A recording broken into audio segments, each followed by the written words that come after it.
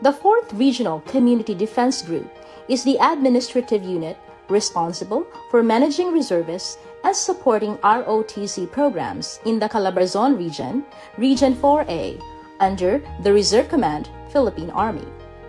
The unit began on February 7, 1970 as the 2nd Home Defense Affairs Unit, headquartered at Camp Vicente Lim, Laguna. In September 1970, it transferred to Camp Capinpin, Rizal, and was redesignated as the 2nd Home Defense Unit under the 2nd Infantry Brigade, Philippine Army. When the Army Reserve Command was established on September 1, 1977, the unit came under its supervision, covering Regions 4, 5, and the NCR. In 1979, it became the 13th Home Defense Unit, later renamed the 13th Regional Home Defense Unit after the country was divided into 13 regions. The 13th RHDU was placed under the 2nd Infantry Division and renamed the 4th Regional Community Defense Unit. On July 1, 1986, the 4th RCDU covered the 10 provinces of Region 4, now Calabarzon plus nearby provinces. Pursuant to General Order No. 208, Headquarters 4th RCDU moved to Camp Riego de Dios, Cavite, on November 30, 1986. On July 1, 1992, the unit was absorbed by the Reserve Command and officially became the 4th Regional Community Defense Group. Pursuant to General Order No. 309, Headquarters Philippine Army, dated June 9, 2003, the headquarters was transferred to its present location at Camp Eldridge, Los Baños, Laguna, under the operational control of the 2nd Infantry Division. Later, on January 28, 2015, Camp Eldridge was renamed Camp General Macario Sakay in honor of the Filipino revolutionary hero who fought against Spanish and American colonial rule. This was pursuant to General Order No. 30, General Headquarters Armed Forces of the Philippines, dated January 11, 2016, as approved by the Secretary of National Defense. On July 14, 2024, the 17th RCDG was activated to manage Mimaropa region, leaving 4th RCDG responsible solely for Calabarzon region. Currently, the 4th RCDG oversees Calabarzon, which is composed of 5 provinces: Batangas, Cavite, Laguna, Quezon, and Rizal. The region comprises a total of 120 municipalities, 22 cities, and over 4,000 barangays. It covers 16,873 square kilometers and has a population of approximately 17.5 million. Its mission is to develop, organize, train, and administer reservists of the Calabarzon region into a capable, responsive, and mobilizable reserve force as an integral component of the state, and to participate in socio-economic development efforts. Its vision is a premier army unit committed to provide quality, mobilizable citizen armed force as a component of the total army in the pursuit of the constitutionally mandated goals and objectives. Unit Moniker. The official name of the 4th Regional Community Defense Group Reserve Command Philippine Army is Tagapangasiwa ng Laang Kawal sa Timog Katagalugan. The seal represents the 4th Regional Community Defense Group, and each element on it holds symbolic significance. Katipunero represents the members of the Katipunan, a secret society fighting Spanish colonization. It symbolizes Filipino courage, sacrifice, and determination in defending the nation despite great odds. Rifle symbolizes the weapon used by Katipuneros during the revolution, representing the power of freedom and the fight to protect liberty. The shield stands for protection. Its colors: blue for peace, truth, and justice; red for patriotism and valor; and yellow for enlightenment and optimism, reflect the main colors of the Philippine flag and the aspirations of the Filipino people. The 5 stars represent the 5 provinces of the Calabarzon region: Cavite, Laguna, Batangas, Rizal, and Quezon, and symbolize hope and guidance.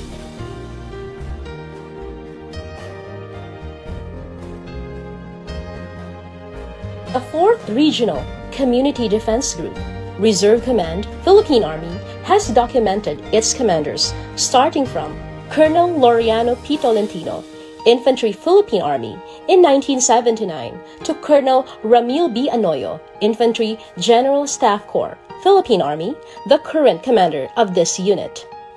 Under his leadership, this group has created several initiatives to strengthen reservists and ROTC development in the region.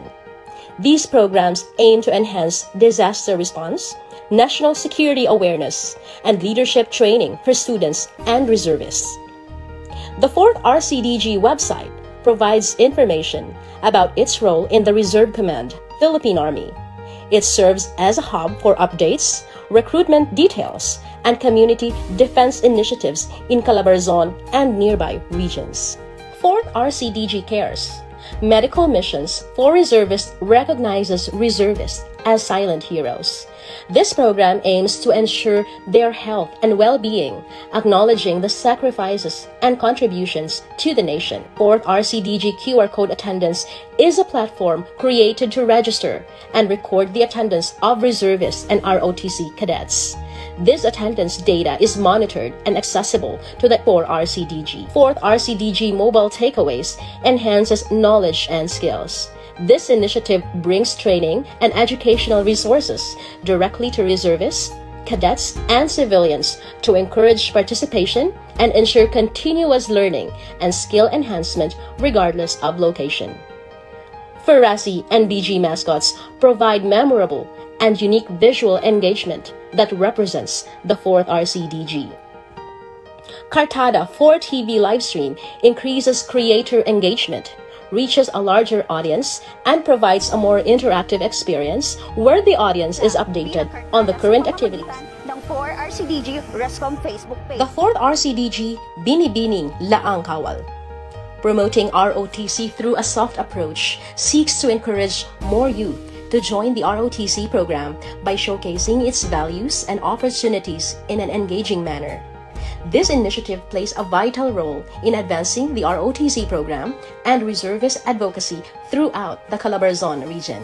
4th RCDG Laang Kawal Battle of the Band offers reservists and ROTC students a valuable platform to showcase their musical talent, increasing public awareness and expanding their opportunities for recognition and advancement within the music industry.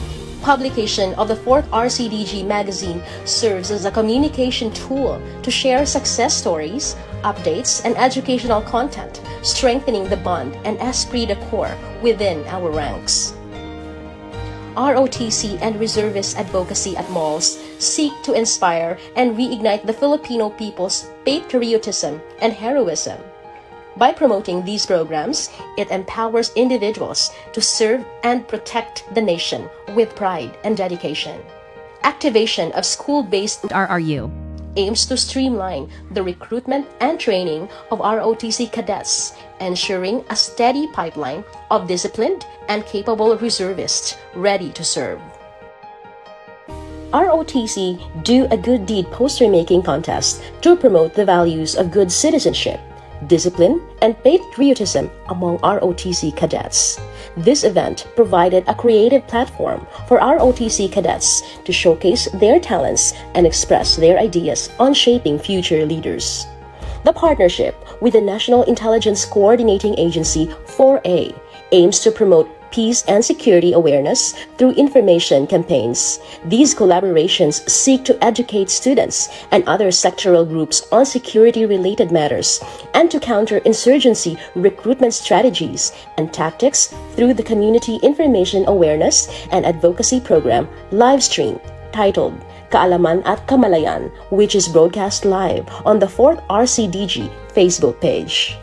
The partnership with TESDA 4A aims to foster cooperation and synergy in promoting skills development, training, and education. Organic and reservist female personnel completed driving, electrical, and solar training in connection with Women's Month. Conduct of Fun Shoot, a dynamic event uniting military personnel, families, and supporters aimed at promoting sportsmanship, upholding safe gun handling, and responsible gun ownership, showcasing the prowess and proficiency of all participants and enhancing their shooting skills. Organizing airsoft teams. Airsoft provides military personnel and reservists with realistic combat simulation, tactical training, and team coordination exercises. It enhances marksmanship, situational awareness, and decision-making in close-quarters battle scenarios. Additionally, airsoft is a cost-effective and safe alternative to live fire drills, allowing reservists to practice engagement tactics without the risk of associated with live ammunition. The creation of the 401st Laangkawal Consumers Cooperative aims to supply military-related goods, including military supplies and livestock feeds. Its primary goal is to generate income for reservists while they voluntarily serve the country and their fellow citizens. The cooperative also seeks to establish a sustainable system to uplift and empower the reservist unit. The Foot March activity is designed to enhance physical endurance, discipline, and operational readiness, key components for effective field mobility and deployment. It was participated in by organic personnel, CDC staff, and reservists from Ready Reserve Infantry Battalions under 4th RCDG. It also builds camaraderie and a strong bond of brotherhood among both reservists and regular soldiers.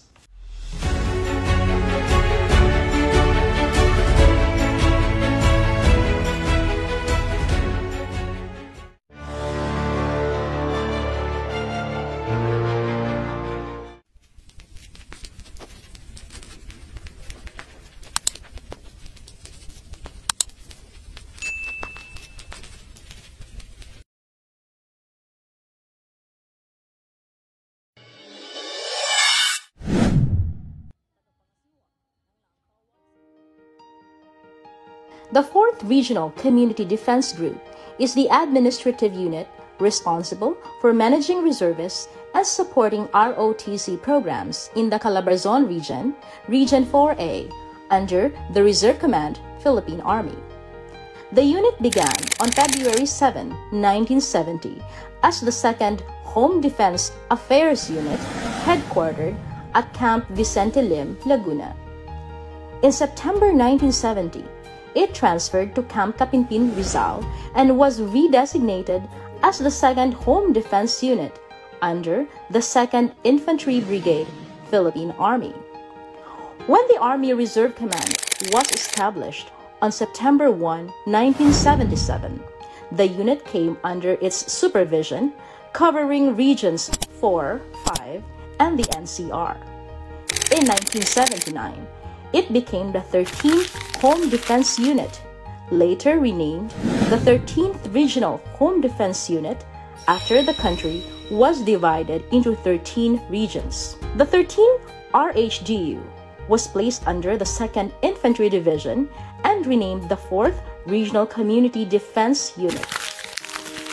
On July 1, 1986, the 4th RCDU covered the 10 provinces of Region 4, now Calabarzon plus nearby provinces.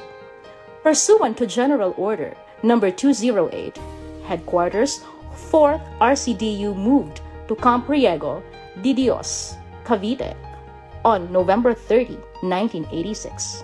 On July 1, 1992, the unit was absorbed by the Reserve Command and officially became the 4th Regional Community Defense.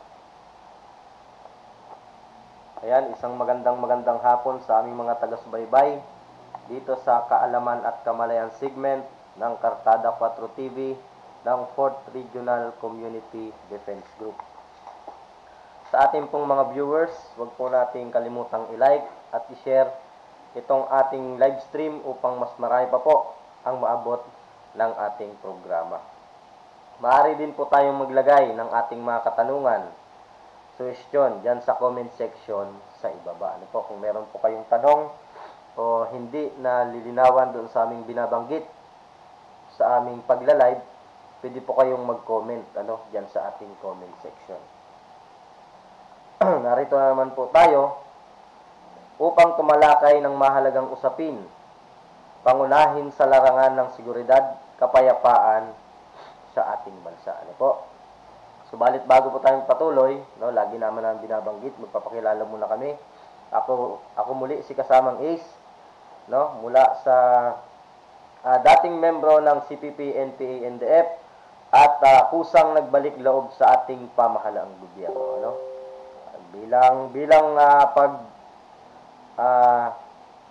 Bilang sukli sa tulong ng pamahalaan at ng AFP, PNP sa akin, ito yung sukli ko, yung pagtulong sa ating pamahalaan. Sa gayon, mas marami tayong mga kababayan ang malinawan doon sa ginagawang recruitment ng mga sectoral organization ng CPP, NPA, NDF na nakakalat sa iba't ibang sektor ng ating lipunan.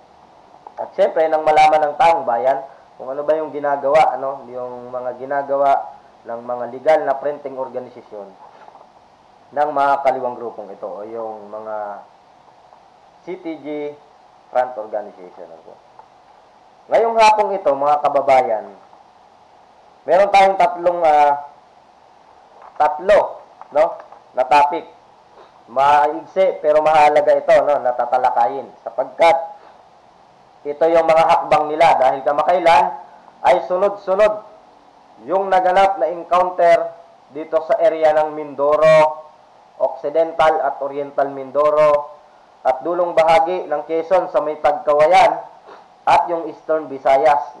Kaya meron silang mga ginawa na action taking o mobilization na ginawa hingil doon sa naganap ng mga encounter at pinapalayas nila yung ating tropang militar sa kabundukan o sa mga kanayunan area dahil apektado daw ng gera. Pero hindi naman yan ang totoo. Pangalawa, yung 8 namatay doon sa binanggit ko sa Eastern Visayas region. Ang pangatlo ay ang pagbibigay ng mga relief goods ng mga sectoral organization ng CPP pero gamit din yung pondo ng gobyerno.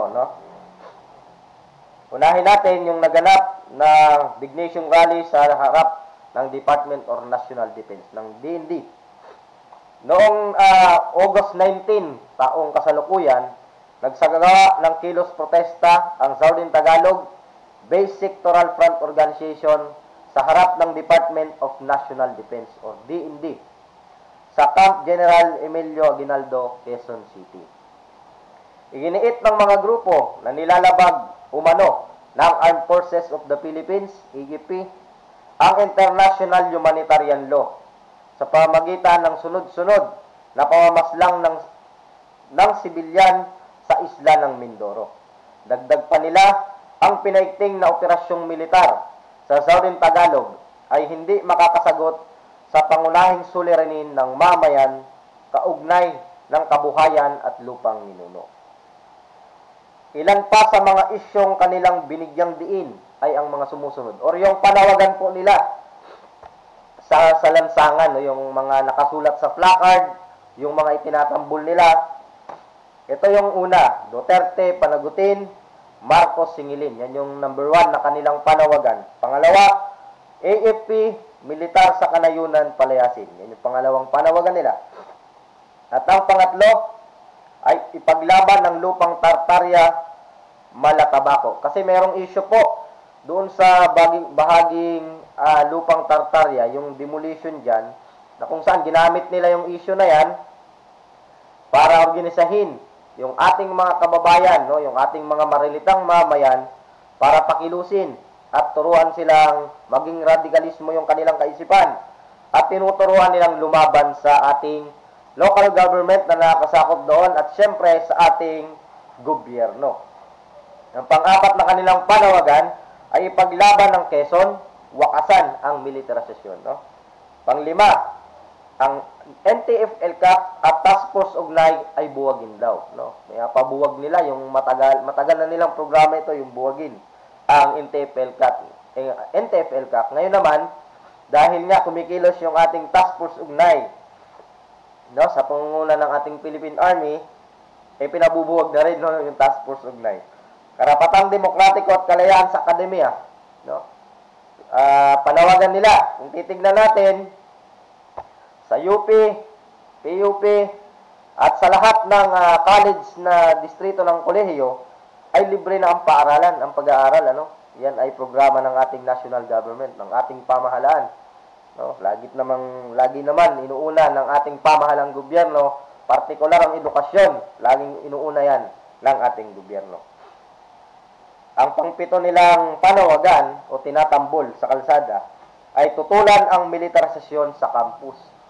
Kasi ayaw nila ng militar doon sa loob ng mga college, mga state college, ano. Pangwalo, panugutin sina Marcos at Duterte. Ang panghuli nilang panawagan ay lumaban kontra terorismo. Kaya mga kababayan, narinig nyo yung kanilang panawagan, halos dapat sa kanila binabato itong mga to, no? Itong demokratikong kalayaan sa akademya, ano ba yung nagbawal sa kanila? Bakit may ganito pa silang panawagan? Kung tustusin, matagal na itong panawagan na ito, no?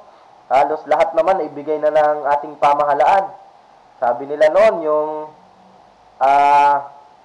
tuition fee, no, ay ilibre, no? Ginawang libre ng pamahalaan, ginawa ng pamahalaan ng gobyerno, binigay.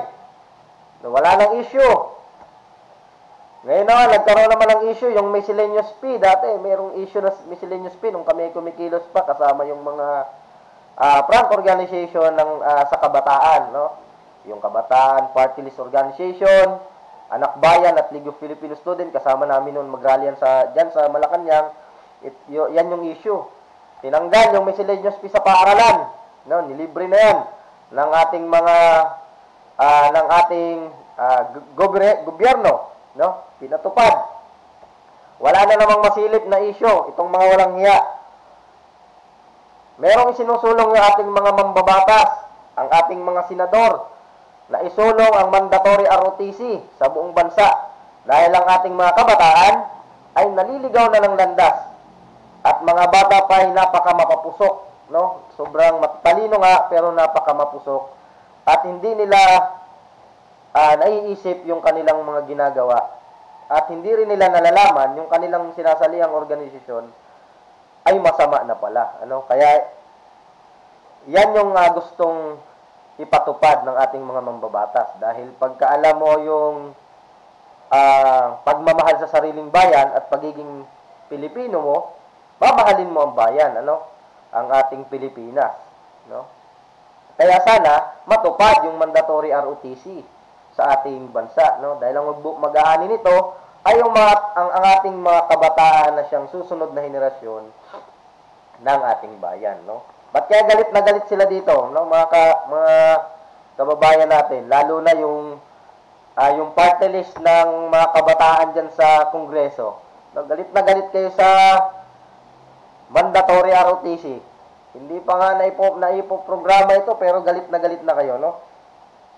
Kasi bakit kaya galit na galit itong mga walang hiyang ito dito, no?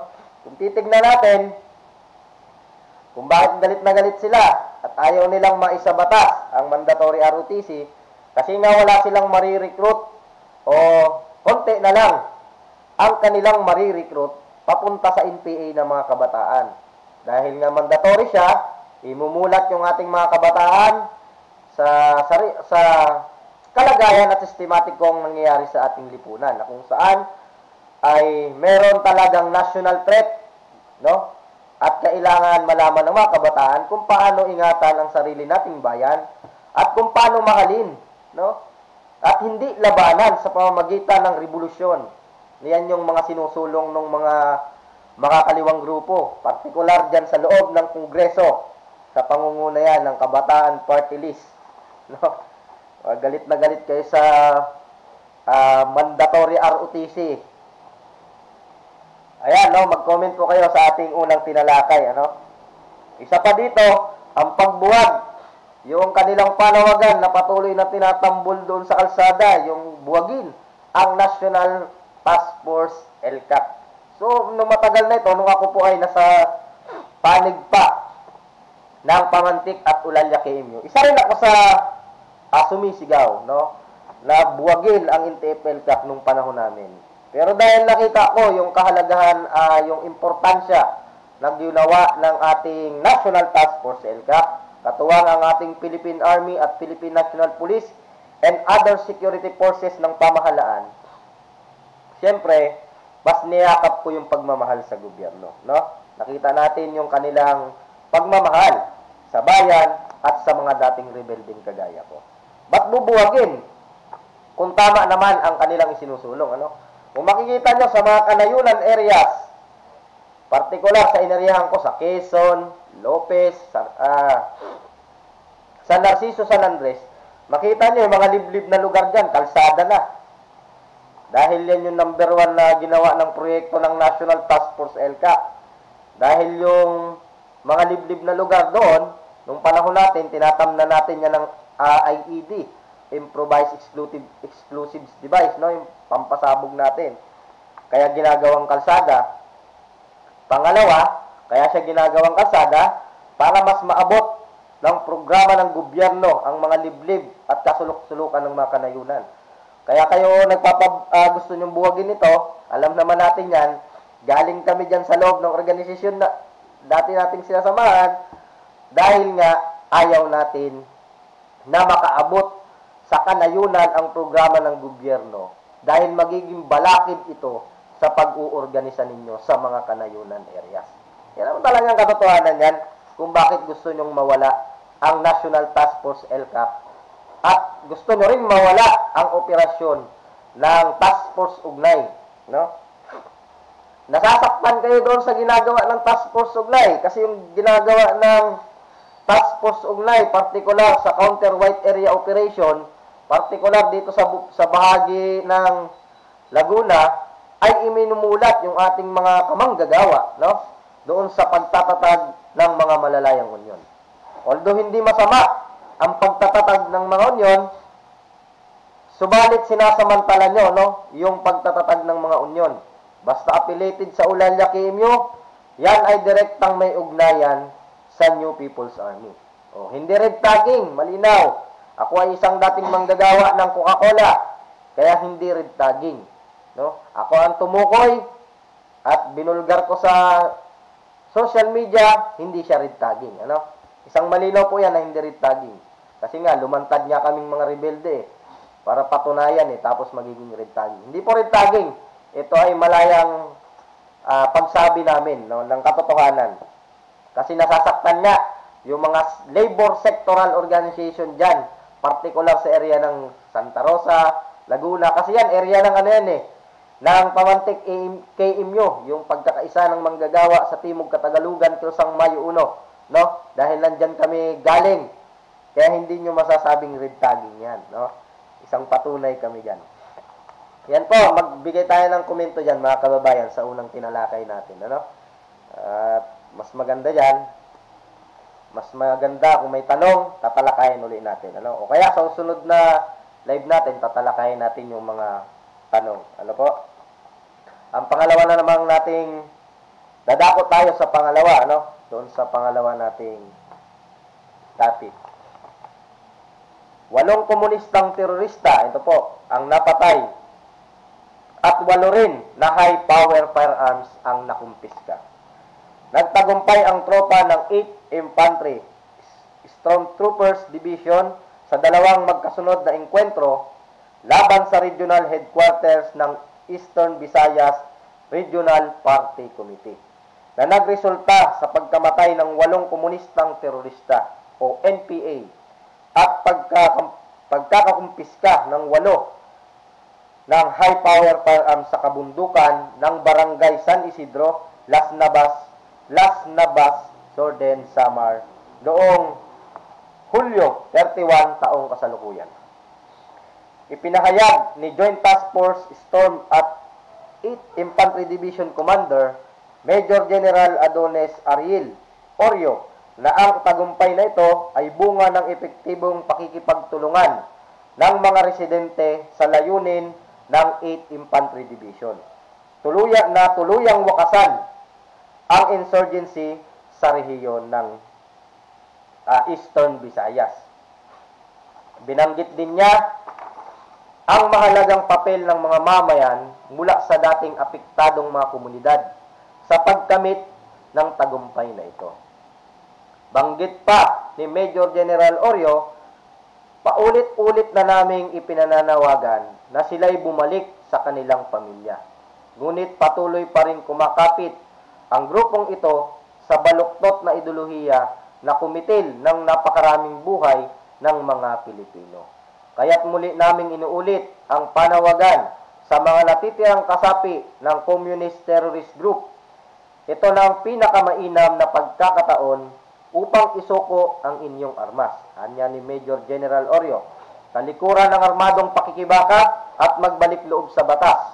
Hindi kami titigil hanggat hindi malaya ang Eastern Visayas sa inyong terorismo. Matindi namin kayong tatamaan. Anya ni Major General Oryo. Yan po yung banggit niya, no? Patuloy silang nananawagan sa area ng Visayas region, no? Gayon din dito sa Luzon, na kung saan hindi lamang sa Visayas, sa Luzon, Visayas at Mindanao, patuloy talagang nananawagan ng kasundaluhan, ang gobyerno, at syempre kaming mga dating mga humawak ng armas, ano, na iwanan na yung matinding masamang ideolohiyang itinurok sa atin ng ating mga kadre, no? Na kung saan, kung titignan natin, maglilimamput-pitong taon ito sa December 26, ang insurgency problem ng bansa ay wala namang naidulot ito, no? Simula ng 1968 nang maitatag muli ito hanggang sa kasalukuyan ay napakaraming Pilipino lang ang nagbuwis ng buhay. Ano po? Napakaraming mga kabataan ang na-recruit mula sa mga kolehiyo at dinala sa NPA, nagkandamatay na lang, ano? Mga manggagawa natin sa pabrika na kung saan ay merong latest na bakbakan dyan sa Pagkawayan, no? Quezon. Yung manggagawa ay kasamahan namin ito dati. Hindi na lang natin bibigyan ito ng specific na kung saan siya nanggaling na pagawaan, ano? Pero parte lang siya ng Laguna. Si Kasamang Tao, no? Isang political instructor sa ilalim ng Milito Glor Command. Diyan namatay sa Pagkawayan, Quezon, ano? Dahil ayaw sumuko, ayaw niyang bigyang pansin ang panawagan ng gobyerno.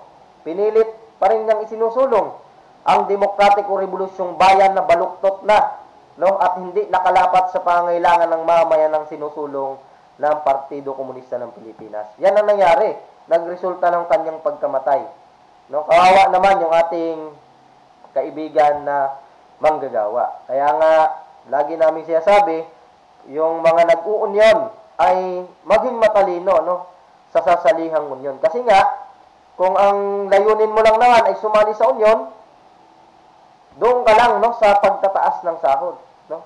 Dahil sabi ng gobyerno, walang masama kung ikaw ay magiging isang mamahayag lang, no? Yan ay inaamyendahan ng batas at ginagalang ng batas ang magiging mapahayag natin, no? Pero wag na mga abusuhin, wag lang humawak ng armas, wag lang sumali sa New People's Army, talagang walang kahihinatnan ang ating buhay. Talong-lalo na ang pangunguna ng Ulalya at Pamantik KMU, walang magandang idudulot yan sa atin, ano? Gamit yung batas, gagawin lang niyang tungtungan para tayo magalit at sumama sa kanilang ginagawang organisasyon, pero hindi mo makikita ang iyong sarili na papasok ka na pala dyan sa kumunoy, no? Papasok ka sa isang organisasyon na mali at baluktot ang ipinaglalaban, no? Matatanggalan ka ng trabaho, kalaunan, hindi mo makikita, pati pamilya mo iiwanan mo, para lang magsulong ng demokratikong revolusyong bayan sa kanayunan kasama ng mga magsasaka. Although alam naman natin na napakahirap ng buhay ng ating mga magsasaka. Pero gobyerno dapat, no? Alam naman natin na inaayos naman ng gobyerno, partikular sa kanilang hinaing, ang usaping mga lupa, no? At yung kanilang mga produkto na partikular sa palay at iba pa, partikular sa mga farm production, no? Alam naman natin na may ginagawang gobyerno. Hindi kailangan akuin ng revolusyonaryong kilusan, no? Ang ganitong problema. Andyan ang gobyerno, may ginagawang proseso ang gobyerno, at tutuparin ng gobyerno yan. Ano? Naniniwala tayo dyan. Dahil sa matagal na panahon, ang ginawa naman ng gobyerno ay para sa kanyang pinaglilingkurang mamayan. Ano? Tatandaan natin, ang revolusyonaryong kilusan, matagal ng panahong nagsusulong, no? Ng palayain ang mga magsasaka sa kabundukan, pero wala pang natupad ni isa. No? Halos nagresulta ng napakaraming pagpatay, pambobombat, pananambang, ambus dito, ambus doon. Yun lang naman ang ginawa nila sa mga kanayunan. Gamit yung magsasaka. Kasi nga, usaping feudalismo, usaping lupa. Pag sinabing feudalismo, usaping lupa. Andyan ang magsasaka, ginamit. Kasabay yung mga IPs natin, pinakilos, ayun, ginawang NPA. Karamihan patay. No? Ibig sabihin, hindi solusyon ang pagsusulong ng revolusyong bayan sa kabundukan. Gobyerno pa rin ang tutugon sa pangangailangan ng mamayan. Hindi ang Partido Komunista ng Pilipinas, hindi ang NPA, at hindi yung mga CTG organization na kumikilos dyan sa kalunsuran. Pumupunta pa ng Malacanang para mag-rally. Ano? Hindi yan ang solusyon sa ating mga pangailangan. Yan po, magbigay rin po kayo ng comment dyan sa ating pangalawang topic, doon sa naganap na encounter dyan sa Eastern Visayas. Ito naman po yung panghuli natin, yung mga sectoral front organization, nagsagawa ng mga relief distribution, subalit ang ipinamimigay ay galing din sa pamahalaan. Noong August 18 hanggang 20, taong kasalukuyan, nagsagawa ng magkakasunod na pamamahagi ng relief goods ang iba't ibang sektor na printing organisasyon sa ilang lugar sa Cavite, kabilang ang mga bayan ng Rosario, Noveleta, at Bacoor City. Sa mga isinagawang aktibidad, ipinamahagi ang mga ayudang may tatak ng DSWD. Subalit malinaw na ang mga ito ay galing at ipinakita bilang inisyatibo ng Gabriela Women's Party. Kita nyo, Gabriela Women's Party pa pala yung nanguna dito, At iba pang kaugnay na organisasyon. Sa halip na simpleng pagtulong sa mga nasalanta ng Bagyong Karina at Habagat, ginamit ng mga grupo ang pagkakataon upang isulong ang kanilang pampolitical agenda, kabilang ang paghihikayat na ibalik ang Gabriela sa Kongreso at paggudyok sa mga residente na makibahagi sa mga planadong mobilisasyon sa Maynila. Mahalagang tandaan, ang mga aktibidad na ito ay hindi tunay na nakatuon lamang sa pagtulong, kundi malinaw na may kasamaang political propaganda at panghihikayat. Ang paggamit ng ayudang may tatak ng gobyerno para sa pansariling interes ng mga organisasyon ay nagpapakita ng maling paggamit at pamumulitika sa panahon ng kalamidad.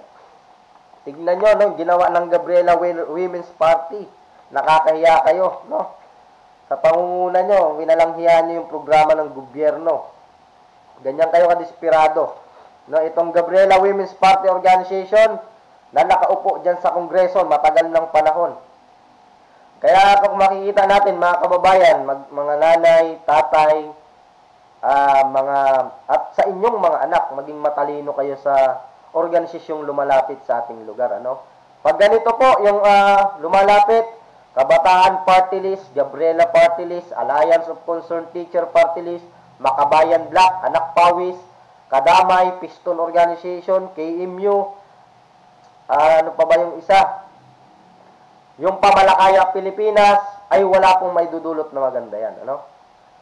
Titignan nyo, gamit yung pondo ng gobyerno, gamit yung pera ng gobyerno, subalit may kapalit. Papakilusin yung masa, papakilusin yung mamayan papunta sa Maynila, para lumaban sa gobyerno. Tama bang ituro yan sa ating mga kababayan sa panahon ng may kalamidad at may kinakaharap na suliranin ng bayan? Di ba po hindi? Imbis na tulungan mo na, ay gagawin mo pa silang tuta o para pakilusin. Ganyan kayo kabalasubas. Sa Sa panahon ng kalamidad, hindi dapat pinapakilos ang ating mga kababayan sapagkat sila ay apektado ng kalamidad ng ating panahon, masamang panahon. Dapat hindi sila sinasamantala, ano? Sila ay nangangailangan ng agarang tulong, tulungan natin sila, no? Hindi yung pinapakilos, pakikilusin mo pa, i-agitate propaganda mo pa. Dahil nga nagkaroon ang siguro ang nangyari dito ay merong inunahan niyo yung programa ng local government, nauna kayo, sasabihin niyo dun sa mamayan, walang ginagawa ang local government para sa inyo. Ganyan kayo mag-organisa eh. Totoo yan, aminin yan. Mga ano kayo, mga agitator kayo, mga pasimuno kayo ng kaguluhan sa bansa natin. Kaya dapat po, no, sa ating mga kababayan, maging mapagmatsyag, mapanuri, no, tayo sa ganitong modus operandi na nangyayari dito sa ating bansa. Dahil hindi lamang yan dito sa area ng Cavite, Laguna, Santa Rosa, maging sa iba't ibang bahagi ng Pilipinas nangyayari po yan, ano, sa Luzon, Visayas at Mindanao. Dahil sabi nga namin, ang lahat ng sektor ng ating lipunan ay meron silang nakatalaga para organisahin. Kaya tayo bilang mamayang Pilipino ay maging mapagmatsyag. Tatandaan natin, gobyerno lamang ang tutulong sa atin. Mula sa local government hanggang sa nasyonal na gobyerno, yan ang tutulong sa atin. Itong mga nagpapakilala na ganitong mga organisasyon, pero papakilusin tayo papunta sa Maynila, ay wag po tayong sumama, no? Bagkus, itakwil natin ito. At dahil nga, kung makikita natin, walang magiging bungang maganda. Sa tutusin mga kababayan, mulat ng mga mamamayan natin, ano? Partikular yung naganap na encounter. Balikan natin yung may nangyaring encounter sa Mindoro. Sa sitio na Ibuan, San Jose Occidental, Mindoro. Pumasok dyan yung mga karapatan, no, yung mga human rights kuno, no, dahil sabi nila ang ginawa ng militar ay labag sa international humanitarian law. Anong ginawa ng ating mga kababayan doon? Dahil mulat sila sa ganitong modus operandi na kanilang ginagawa, tinakwil sila, no? Sabi ng mga mamayan doon, tahimik ang kanilang baryo. Bakit papasok pa kayo? No? Ano ang inyong layunin? Ayaw naman nila magsabi. Sasamahan sila papunta sa barangay. Sasamahan sila. Ayaw nitong mga nagsasabing humanitarian law. Kasi nga alam nila na hindi sila makakapasok doon sa komunidad pag pumunta sila ng barangay. Gusto niya direktang pumasok sa kanayunan. Ano ang layunin nila?